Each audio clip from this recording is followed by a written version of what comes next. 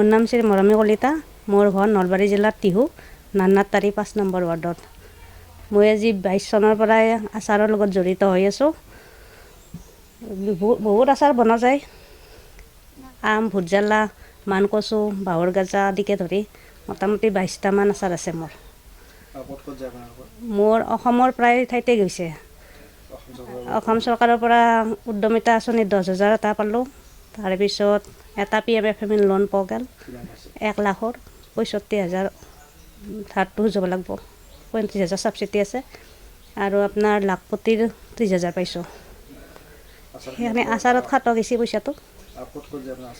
আচাৰ নগাঁও, মৰিগাঁও, গুৱাহাটী, তাৰপিছত ইভাগে আপোনাৰ দিল্লী, হাৰিয়ানা, বিহাৰত গৈছে, পাটনাত গৈছে। মাহিলী 10,000 পৰা 12,000 হৈ আছে বৰ্তমান। আচাৰটো বহুতেই আছে।